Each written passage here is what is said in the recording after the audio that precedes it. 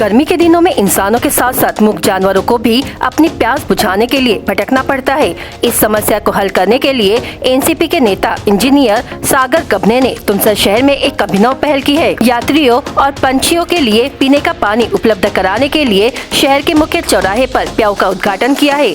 पक्षियों के लिए मिट्टी के बर्तन रखे गए हैं, उनमें दाना पानी उपलब्ध कराया गया है।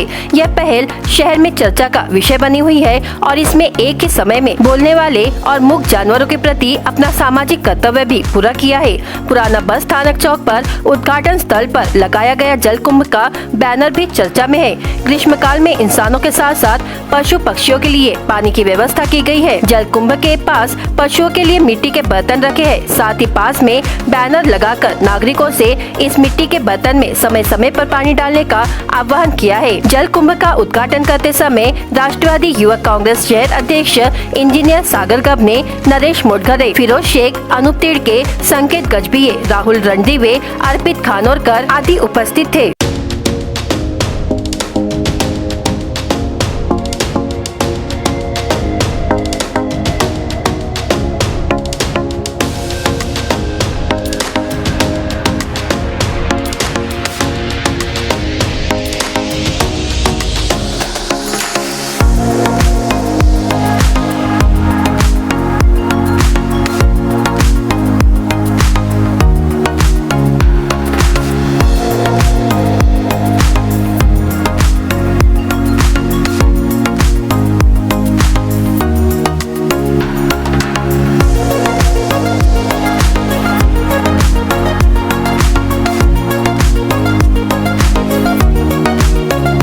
तुमसर शहरामध्ये उष्णता 40 डिग्रीच्या वर नेहमी आढळत असते आणि त्यामुळे येथील नागरिकांना येता जाताना खूप त्रास सहन करावा लागते।